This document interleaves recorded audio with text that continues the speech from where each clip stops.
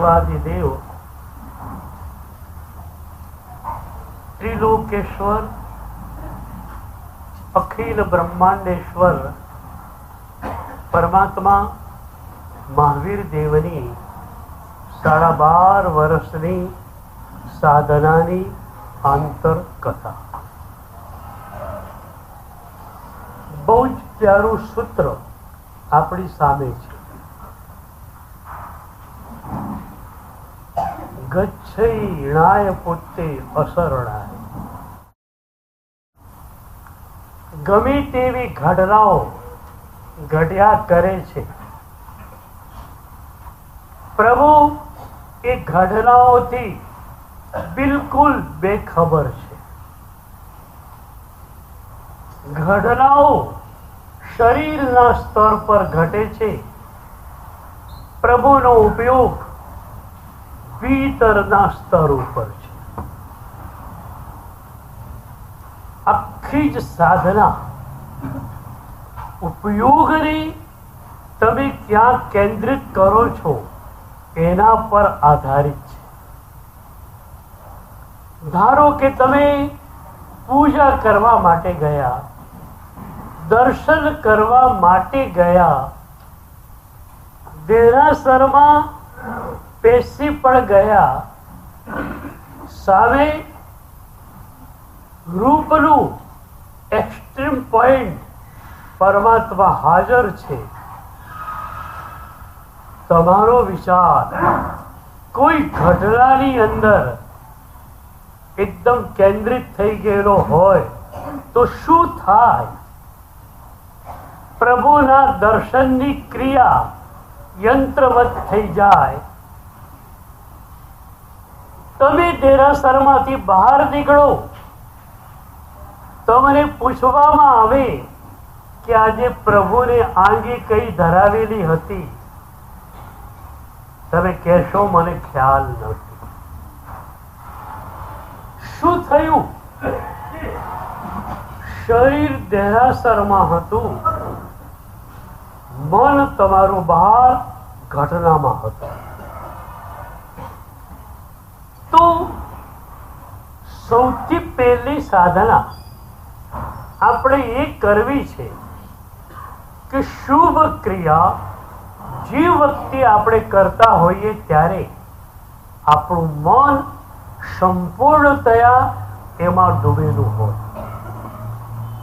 There should be the totality. તમે સંપૂર્ણતયા એ ઘટનામાં ડૂબેલા હો. આજનો મનોવૈજ્ઞાનિક કહે છે કે આજનો માણસ ખાતી વખતે બીજા કોઈ વિચારો કરે છે તો એનું ખાવાનું પણ અર્થહીન હોય છે. ડુચ્ચા મારી જાય છે રોટલીના, અને એને કારણે એ ડુચ્ચા દ્વારા એના શરીરમાં લોહી પણ થતું નથી, એને કેલરી પણ મળતી નથી. આ જ વાત અહીંયા છે. શુભ ક્રિયામાં મન હાજર ન હોય તો એ શુભ ક્રિયાનો લાભ તમને કેટલો મળી શકે?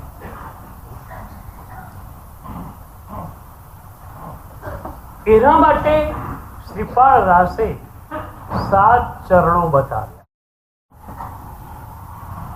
કે આ 7 ચરણ દ્વારા તમે બધી જ સાધના કરો તો તમારી સાધના પ્રભુએ કહી છે એવી થાય. પહેલું ચરણ છે ચિત્તની એકાગ્રતા. બીજું છે શાસ્ત્રમાં કહ્યું છે એ રીતે સાધના કરવી છે. શાસ્ત્રમાં સ્પષ્ટ કહ્યું કે સાધના ગુરુ દ્વારા તમને મળે છે. તમારી સાધનાને તમારા સુધી લાવનાર સદગુરુ, એને ઘૂંટાવનાર સદગુરુ, એ સાધનામાં કોઈ અવરોધ આવ્યો તો એને હટાવનાર સદગુરુ છે. અને એ જ સંદર્ભમાં આપણે ગઈકાલે જોતા હતા કે મંત્રની અંદર અને મૂર્તિની અંદર ચૈતન્ય કોણ પ્રગટાવે? માત્ર સદગુરુ ચેતના. ગુરુએ સ્વામી રામને કહેલું, આ મંત્ર તને આપું છું, તારા માટે એક કાર્ય સાધક નીવડશે, પણ તું બીજાને આપતો નહીં. બીજાને આપીશ તો બીજા માટે એક કાર્ય સાધક નહીં નીવડે. પણ સ્વામી રામ ભૂલી ગયા. પેલા ભક્તને એમણે મંત્ર આપી દીધો. પેલા ભક્તને થયું, પડબોથનો ઉધારો શું હોય? પડબો ઠોકી જ દેવી છે તો ઉધાર ક્યાં રાખવાની? એમ મંત્ર મળી જ ગયો છે તો અત્યારે જ પ્રયોગ કરી દઉં. એટલે ઝાડ ઉપર ચડ્યો, મંત્ર બોલ્યો એને. ભમરાનો મધપુડો બાજુમાં, બાજુની ડાળી ઉપર બેઠો. એ તો એકદમ આશ્વસ્ત છે, ગુરુએ આપેલો મંત્ર છે અને એ મંત્ર હું બોલી ગયો છું એટલે એક પણ ભમરો મધપુડામાંથી ઉઠશે નહીં. પણ એનો મંત્ર કોઈ જ કામ કરી શકે એમ હતો નહીં. બાજુની ડાળ પર બેઠો એ મધપુડા વાળી ડાળ સેજ હલી, ભમરાઓ છંછેડાયા. સેંકડો ભમરાઓ સીધા જ પેલા ભક્તના શરીર ઉપર તૂટી પડ્યા.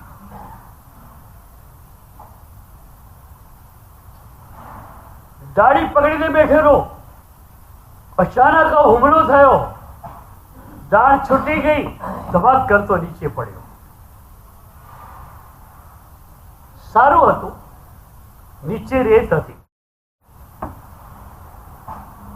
સ્વામી રામને હવે ખ્યાલ આવ્યો, ઓહો, ગુરુએ મને કહેલું કે this is personally for you. હું ભૂલી ગયો. તરત જ આજુબાજુમાંથી આદિવાસી લોકોને બોલાયા. એ લોકોને ભમરા ઘણી વાર કરડતા હોય. ફટાફટ એ લોકો એ ભમરાના ડંખને કાઢવા લાગ્યા. પણ સેંકડો ભમરાઓ કરડેલા. એના કારણે શરીર સૂજીને દડા જેવું થઈ ગયું. એ સેંકડો ભમરાઓનું ઝેર અંદર પહોંચી ગયું. આદિવાસી લોકોએ કહ્યું સ્વામી રામને કે બે ચાર ભમરા કરડેલા હોય ને તો અમારી પાસે દવા હોય છે, અમે એ દવાથી ડંખને કાઢી નાખીએ. પણ આટલા બધા ભમરા કરડેલા છે એમાં અમારી પાસે કોઈ દવા નથી, હોસ્પિટલે જ આને લઈ જવું પડે. ગાડામાં પેલાને સુવાડ્યો. નજીકની જે હોસ્પિટલ હતી ત્યાં એને લઈ ગયા. તરત જ એને આઈસીયુમાં એડમિટ કરવામાં આવ્યો. ઘનિષ્ઠ સારવાર શરૂ થઈ ગઈ. સ્વામી રામ બહુ જ પ્રસિદ્ધ વ્યક્તિત્વ હતું. એમણે ડોક્ટરોને પૂછ્યું, શું લાગે છે તમને? ડોક્ટરે કહ્યું, વેટ એન્ડ વોચ. જોઈએ. 72 કલાક સુધી અમે અમારા સંનિષ્ઠ પ્રયાસો કરીશું. દર્દી અમારા માટે ભગવાન છે, અમે પૂરા પ્રયાસો કરીશું, પણ આખરે તો ભગવાન ઉપર જ છે બધું. એક દિવસ ગયો, બીજો દિવસ ગયો, ત્રીજા દિવસની રાત, સોજો સેજ પણ ઓછો થાય નહીં. આટલી બધી દવાઓની કોઈ જ અસર શરીર આપતો નથી. પેલો બેભાન જ છે, આંખ ખોલતો નથી. હવે ડોક્ટરો ગભરાય છે. 3 દિવસ થઈ ગયા, દવાની કોઈ જ અસર દેખાતી નથી. એ વખતે બાજુના સ્પેશિયલ રૂમમાં સ્વામીરામ બેઠેલા. એમને થયું કે હવે ગુરુ એ જ સરળ છે. ગુરુ 500 માઇલ દૂર છે.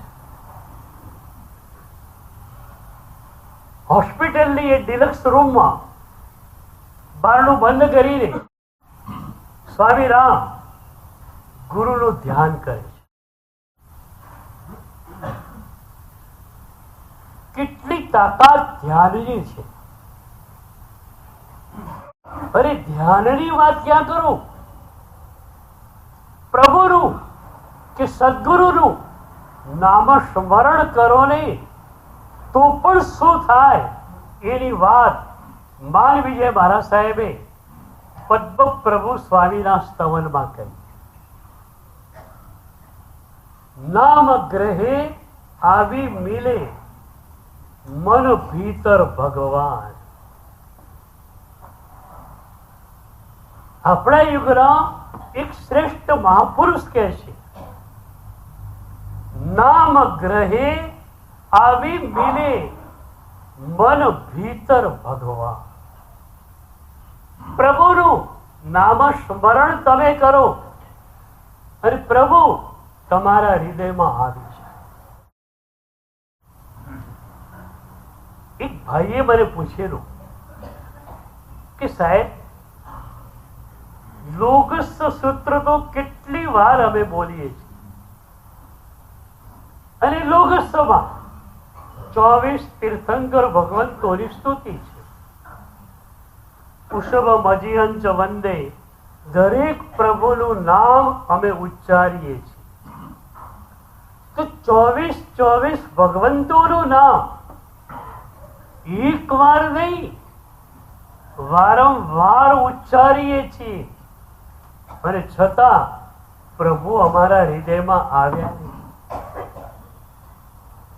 ત્યારે મેં કહ્યું કે નામ સ્મરણની એક પૃષ્ઠભૂમિકા છે. પ્રભુનું નામ સ્મરણ કરો અને પ્રભુ હૃદયમાં આવે એમ નહીં, આવે જ. પણ કઈ રીતે નામ સ્મરણ કરવા?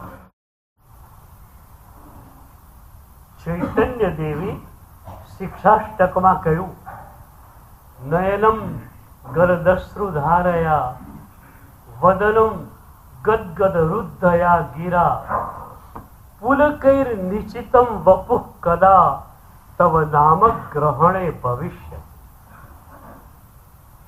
પ્રભુનું નામ તમે લો ત્યારે 3 વસ્તુ બનવી જોઈએ.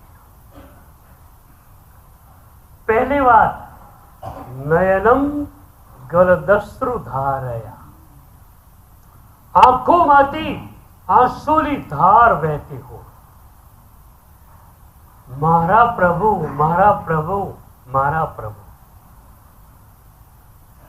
એક પ્રભુનું નામ બોલો છો અને પ્રભુની સાથે તમારું અસ્તિત્વ જોડાઈ જાય છે. મારા પ્રભુ અને એ મારા પડાનો ભાવ આંખમાંથી આંસુનો પ્રવાહ વહેવડાવે છે.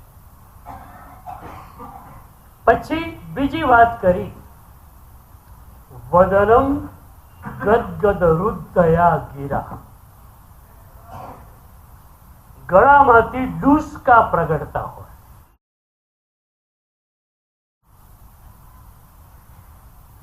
હું ઘણીવાર કહું છું કે મારે એક પ્રવચન દુષ્કારી પ્લેબેક પર આપવું છે. આખું ઓડિટોરિયમ હિપકા ભરતું હોય, દુષ્કા લેતું હોય અને પ્રભુની પ્યારી પ્યારી વાતો ચાલતી હોય, કેટલી મજા આવે. અત્યારે પ્રભુની વાતો તમે સાંભળો છો પણ આંખ કોરી છે. આંખોમાંથી ચોધાર આંસુ વરસતા હોય, ગળેથી ડુસકા પ્રગટેલા હોય.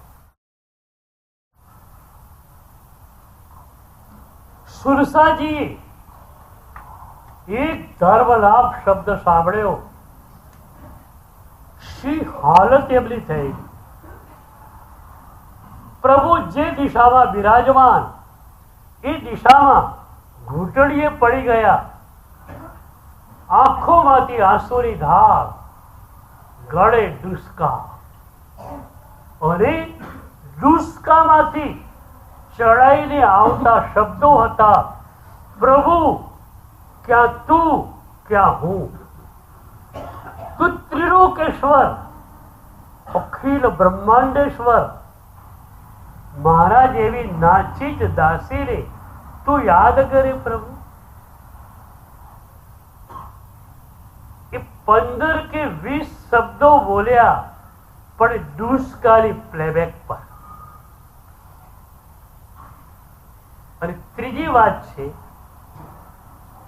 પુલકૈ નિશ્ચિતમ વપુઃ કદા.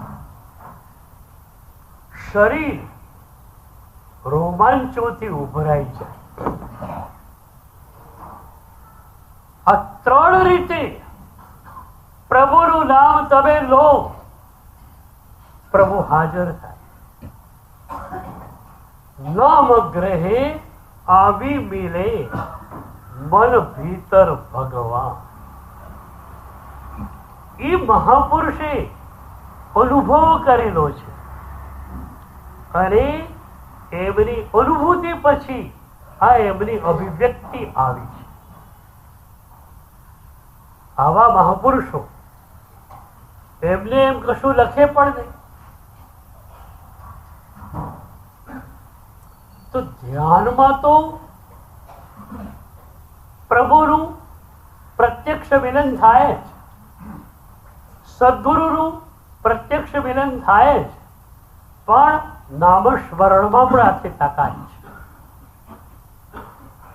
સ્વામી રામ ધ્યાનમાં બેસી ગયા. આ હમણાંની જ બનેલી ઘટના છે અને લખનાર આજના યુગના એક શ્રેષ્ઠ સંન્યાસી છે.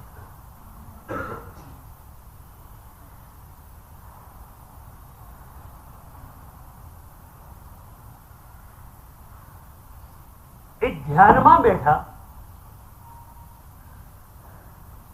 સંકલ્પ કર્યો સદગુરુને મારે મળવું છે. 500 માઇલ દૂર રહેલા ગુરુ એ રોમમાં હાજર થયા.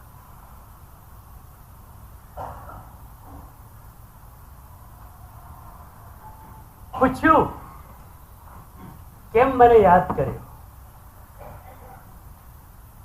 ગુરુના ચરણોમાં ઢળી પડ્યા.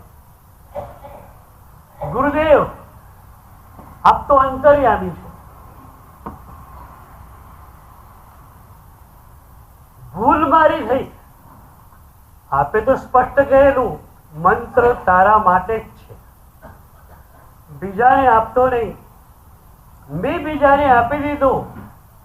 મારી ભૂલને કારણે પેલો ગંભીર પરિસ્થિતિમાં મૃત્યુની સામે જઈ રહ્યો છે. ગુરુદેવ, હું શું કરું? એ વખતે ગુરુ કહે છે, સવારે 5 વાગે એ સ્વસ્થ થઈ જશે. અને ગુરુ અદૃશ્ય થઈ ગયા.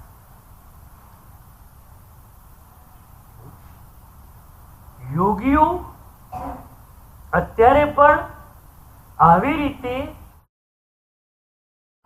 એક શરીરને ત્યાં મૂકી બીજા શરીરે આવી શકે છે. આપણા ઘણા બધા મહાપુરુષો માટે આ વાત આવે છે. એક આચાર્ય ભગવંત થયા આપણા રત્નપ્રભ સુરી મહારાજ. એ જમાનાના બહુ જ પ્રભાવક આચાર્ય ભગવંત. એટલે હજારો લોકોને, લાખો લોકોને સાહેબ પર બહુ શ્રદ્ધા. એમાં એવું થયું, આજુબાજુના 2 ગામમાં દેરાસરો તૈયાર થતા હતા, પ્રતિષ્ઠા થવાની હતી. એ જમાનામાં મુહૂર્તો માટે જ્યોતિષીઓ અને આચાર્ય ભગવંતો બહુ જ ઊંડા ઉતરતા. પંજન સનાકા અને પ્રતિષ્ઠાનો મુહૂર્ત હતો એ વખતે વર્ષોમાં ક્યારેક એક આવતો. મને ખ્યાલ છે 60 વર્ષ થયા મને દીક્ષાને. મારી દીક્ષાની શરૂઆતમાં પંજન સનાકા એકદમ રેર, 2-5 વર્ષે ક્યારેક જોવા મળે. હું નાનો હતો અને ક્યાંક અંજન સલાકા હતી, તો જોવાનું મન થાય કે ત્યાં જઈએ, અંજન સલાકાને જોઈએ. એટલી રેર હતી. એટલે મુહૂર્તોમાં એટલી ચકાસણી કરતા. અને બીજી વાત સ્પષ્ટ હતી કે એવા આચાર્ય ભગવંતના હાથે પ્રાણ પ્રતિષ્ઠા અને પ્રતિષ્ઠા કરાવવી છે જેમનું ચારિત્ર્ય અત્યંત નિર્મળ હોય. આજે આપણે પ્રાચીન પ્રતિમાજીને જોઈએ છીએ, અત્યંત ભાવ આવતો હોય છે. એ ભાવનું કારણ શું છે? જે મહાપુરુષે પ્રાણ પ્રતિષ્ઠા કરી એમનો ભાવ અંદર ગયો છે. તો 2 જગ્યાએ પ્રતિષ્ઠા આવવાની છે, અંજન સલાકા અને પ્રતિષ્ઠા 2. મુહૂર્ત બેવનું એક જ આવ્યું.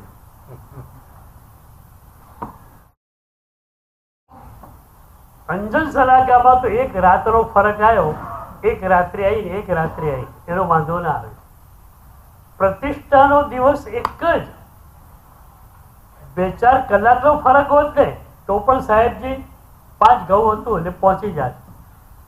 પણ 1 કલાક 1 મિનિટ ને 1 સેકન્ડ બંને ગામમાં, અને બંને ગામના સંઘોએ સ્પષ્ટ વાત કરી, સાહેબ તમારા હાથે જ પ્રતિષ્ઠા કરો. સાહેબજીએ રસ્તો કાઢ્યો. એક જગ્યાએ હું કરું પ્રતિષ્ઠા, બીજી જગ્યાએ મારા જ વાસક્ષેપને લઈને મારો શિષ્ય આપે. પ્રતિષ્ઠા વખતે વાસક્ષેપ આપવાનો હોય છે, તો મારો શિષ્ય પણ વાસક્ષેપ મારો લઈને આવશે. નહીં સાહેબ, એ કાંઈ બનવાનું નથી, તમે જ જોઈએ. ગુરુદેવે બંનેને હા પણ પાડી, અને ગુરુદેવ બંને જગ્યાએ હાજર પણ રહ્યા. 1 જ મિનિટ 1 જ સેકન્ડ. બધા વિચાર તો કરવા પડ્યા કે સાહેબ ખરેખર કયા ગામમાં આવશે. બેઉને હાથો પાડી છે. બેઉ સંઘવાળાને સંતોષ થયો કે સાહેબજી ખુદ અમારે ત્યાં હાજર હતા.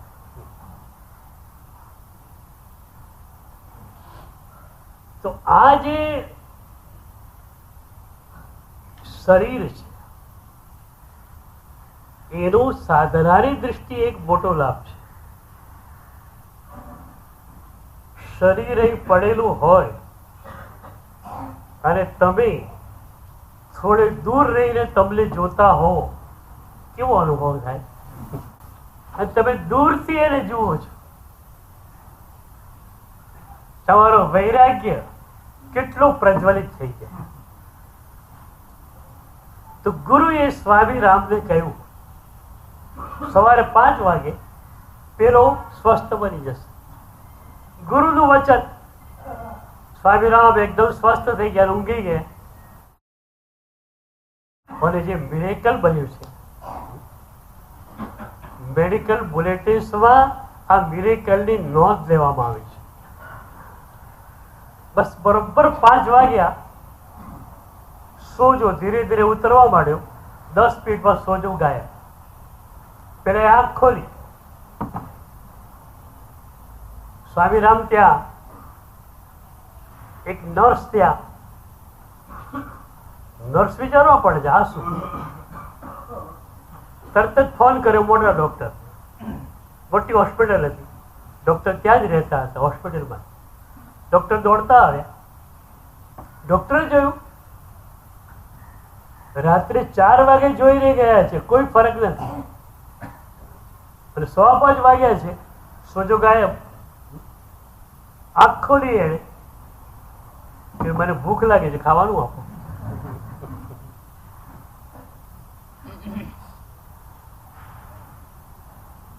કોફીનો મગ લાયો, બિસ્કિટના પેકેટ્સ લાયા, ખાવા માટે ધરાતા. પછી કે ચાલો આપણા આશ્રમમાં આવે છે. મોટો ડોક્ટર સ્વામી રામને પૂછે છે, આ મિરેકલ કઈ રીતે થયું? અમારી ડોક્ટરી પરિભાષામાં કોઈ શક્ય જ નથી. 72 કલાકમાં જે સોજો ઉતરતો નથી, સહેજ બચક આપતો નથી, એ 5 મિનિટમાં ઉતરી જાય. જે માણસ સેમી કોમામાં હતો 72 કલાક, એ 5 મિનિટમાં ભાનમાં આવી જાય કે જો ભૂખ લાગી છે, ખાવાનું આપણને ખાવા માંડી પડે. આ શું છે? આ મિરેકલ શેનો? ત્યારે સ્વામી રામે કહ્યું, આ મારા ગુરુએ કરેલો મિરેકલ છે. તો સદગુરુ મૂર્તિમાં પણ ચૈતન્ય મૂકે, મંત્રમાં પણ ચૈતન્ય મૂકે. આજે ઘણા લોકો ચોપડીમાંથી મંત્ર લેતા હોય છે. ભાઈ, ચોપડીનો મંત્ર તેને કઈ કામમાં નહીં આવે. ગુરુ જ્યારે મંત્ર આપે છે ત્યારે જ કામ આવે છે. આપણે ત્યાં મંત્ર દીક્ષાની એક સરસ વિધિ હતી. અત્યારે માત્ર અમારે ત્યાં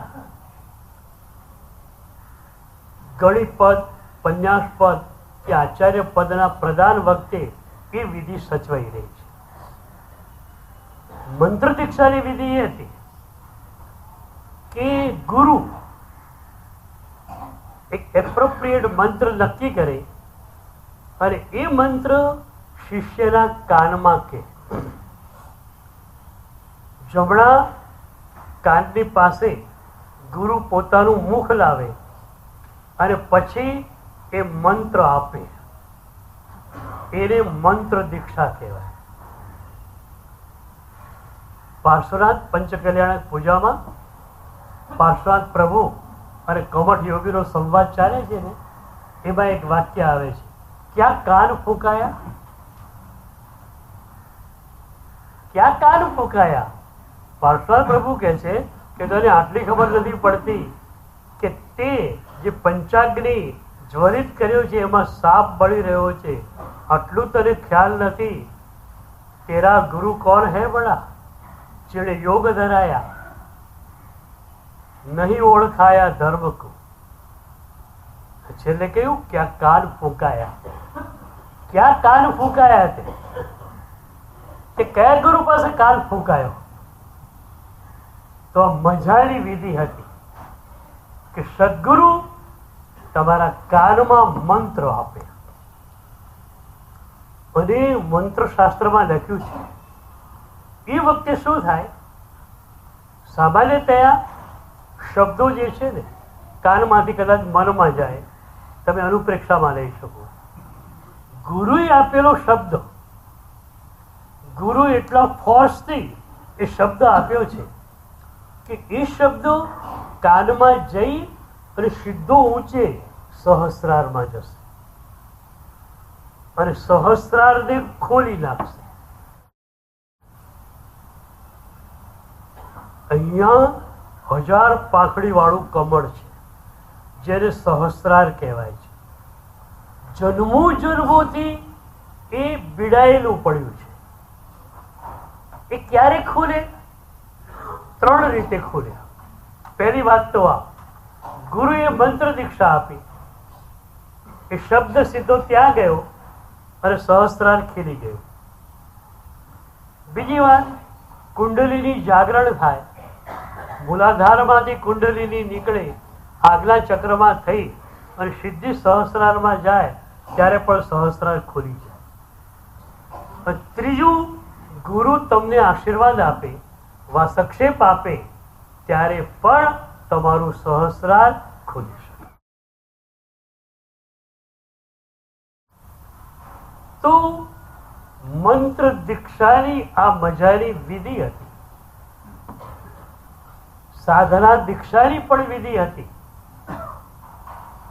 એટલું બધું આપણી પાસે હતું, અદ્ભુત હતું. એને જાણીએ ને તો પણ આપણે અહોભાવથી હૃદયને છલકાવી દઈએ કે આટલી સરસ પરંપરાઓ આપણને મળેલી હતી. તો મંત્ર ચૈતન્ય અને મૂર્તિ ચૈતન્ય બંને સદગુરુના હાથમાં છે. આપણી પરંપરામાં એક જ ઘટના એવી બની છે, શત્રુંજયના આદિનાથ દાદા માટે, કે એમણે 7 વાર શ્વાસ લીધો એમ આપણે કહીએ છીએ. એટલે એ કેવી રીતે મૂર્તિ ચૈતન્ય અંદર ગયું હશે, એ ચૈતન્યને કારણે આ થયું છે. સદગુરુ એટલા પ્રબળ, એમનું થ્રોઈંગ એટલું પ્રબળ, અને એ મૂર્તિ ચૈતન્ય એટલું બધું સશક્ત બની ગયું. તમને હમણાંની એક વાત કહું. એક બહુ જ પૂજનીય આચાર્ય ભગવંત, એમના હાથે એક અંજન સલાકા થવાની હતી.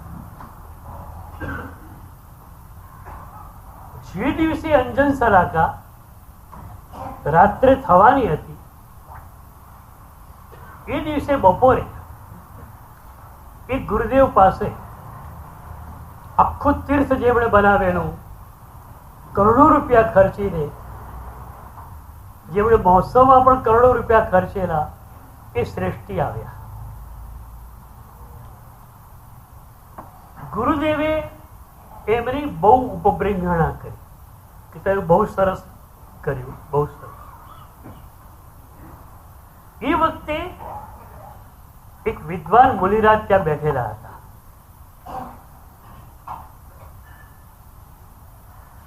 આ સાહેબજી એવા હતા, ઉપબ્રિંગણા કરે ને તો પણ ખાલી સ્મિતથી,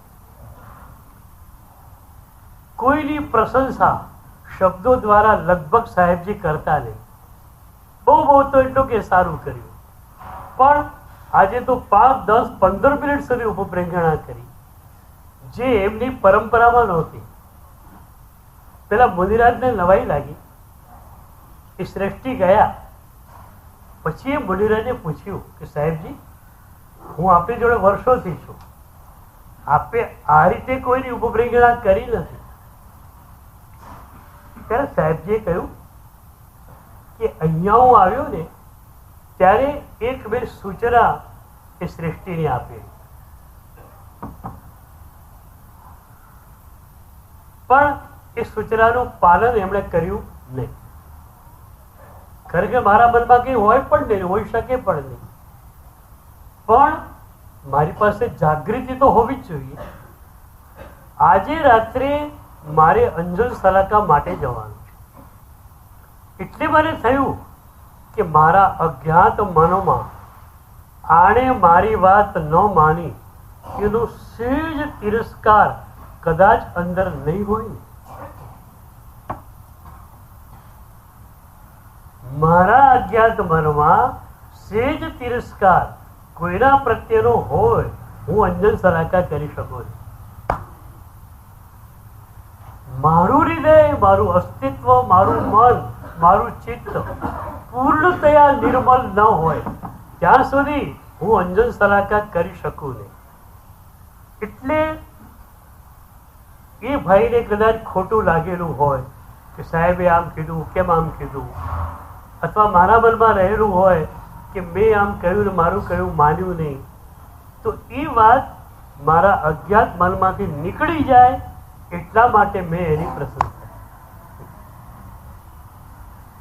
આ હમણાંની બનેલી ઘટના આપણને લાગે કે કેવાય આચાર્ય ભગવંત હશે, અને એ અંજન સલાકા કરે પછી મૂર્તિમાં ચૈતન્ય કેવું તો પ્રગટેલું હોય, અદભુત.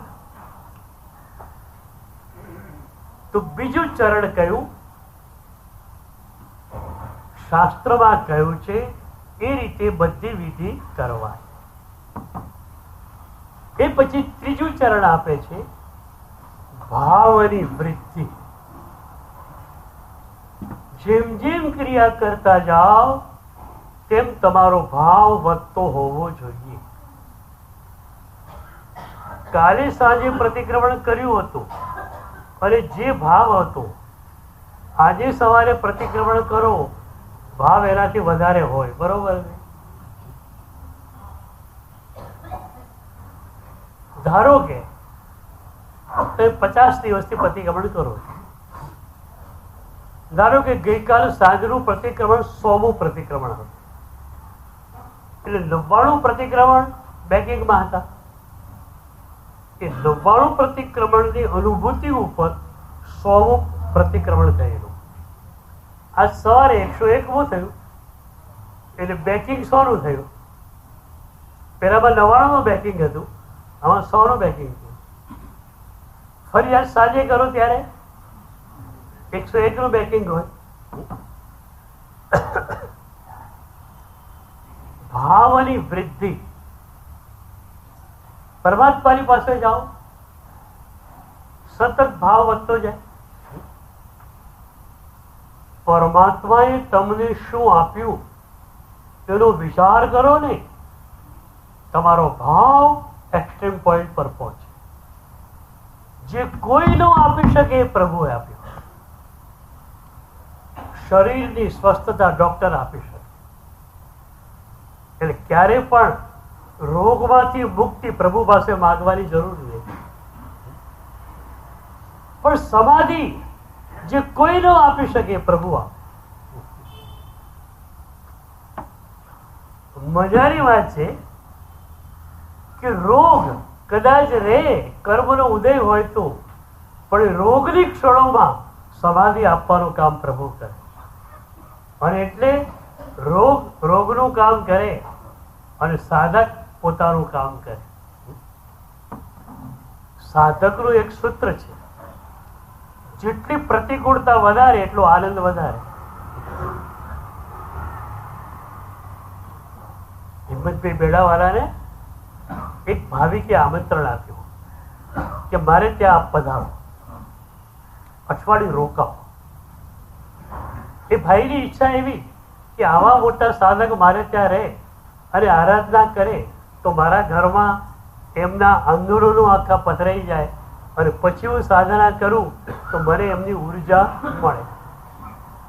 ખૂબ ભાવ કે આટલા મોટા સાધક મારે ત્યાં આવે છે, તો એમના માટે સરસ રૂમ નક્કી કર્યો જ્યાં હવા વગેરે બરોબર આવતી હતી. સરસ મજાનો પલંગ, મચ્છરદાની, બીજી બધી સુવિધા પૂરામાં પૂરી. આયા એ સાધક, એક દિવસ રોકાયા, અઠવાડિયાનું પ્લાનિંગ હતું. બીજે દિવસે એ સાધકે કહ્યું હું તો જઉં છું. પેલું કે સાહેબ શું ભૂલ થઈ મારી, શું અપરાધ થયો મારો? તો કે અપરાધ તમારો નથી, પણ આટલી બધી અનુકૂળતા મારા શરીરને માફક નથી આવતી.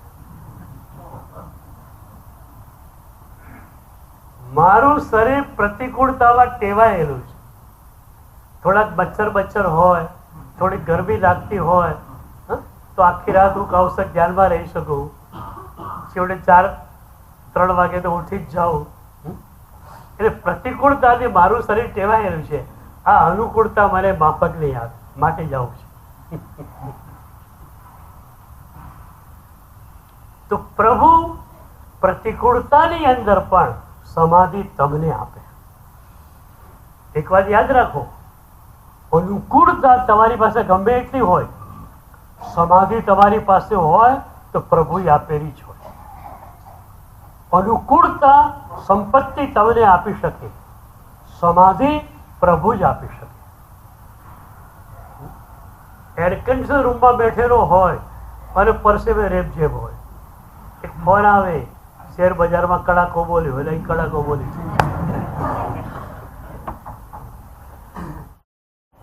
એર કન્ડિશન રૂમમાં હોય અને પરસેવે રેબઝેબ. એટલે તમારી સંપત્તિ તમને અનુકૂળતા આપી શકે, સુખ કે સમાધિ. એટલે પ્રભુની પાસે રોજ માગીએ છીએ સમાહિ વરમ ઉત્તમમ દેતુ. એમાં બે શબ્દો વાપર્યા, વર અને ઉત્તમ. શ્રેષ્ઠ સમાધિ, દ્રવ્ય સમાધિ નથી જોઈતી. શરીર સારું રહે દ્રવ્ય સમાધિ, પણ ચિત્ત એકદમ નિર્મળતામાં રહે, ચિત્ત આનંદમાં રહે, એ ભાવ સમાધિ. એ ભાવ સમાધિ, અને એ પણ ઉત્તમ કક્ષાની ભાવ સમાધિ પ્રભુ આપો. સમાહિ વરમ ઉત્તમમ દિનતુ. તો પ્રભુ જે આપે છે એ એવું આપે છે જે કોઈ ન આપી શકે. બોલો, અમે વધારે સુખી, તમે વધારે સુખી?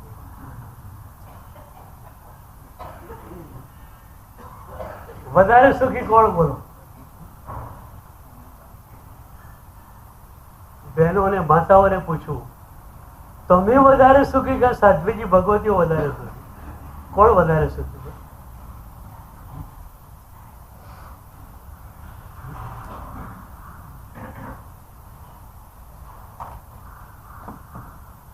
તો અમને પ્રભુએ આ સમાધિ આપી છે.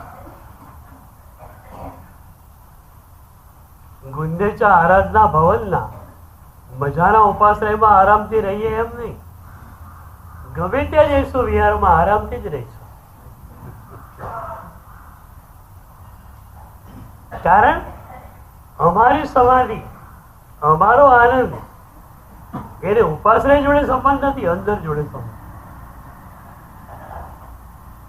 તમારા સુખને સંબંધ બહાર જોડે છે. બહારમાં કઈક ગડબડ થઈ, અંદર ગડબડ થઈ જાય. અમારો સંબંધ અંદર જોડે છે. સાધુ તો સુખિયા ગણ, દુઃખનો લઈ લવલેશ. સતત સુખ છે અહીંયા. એટલે સંપત્તિ તમને સુવિધા આપી શકે, સુખ નહીં.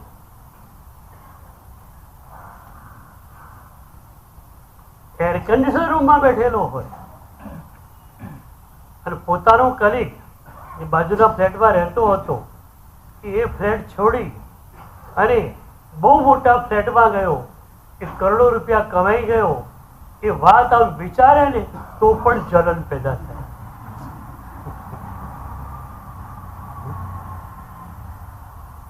એટલે તમારું સુખ હેવ્સ પર આધારિત નથી, હેવ નોટ્સ પર આધારિત છે. તમને ઘણું મળ્યું છે, પણ બીજાને કેમ મળ્યું એની વાત આવી જાય. હેવ્સ અને હેવ નોટ્સ. હેવ્સ, તમે પણ એ ભૂમિકા ઉપર આવો. પ્રભુએ કેટલું બધું મને આપ્યું, કેટલું બધું આપ્યું.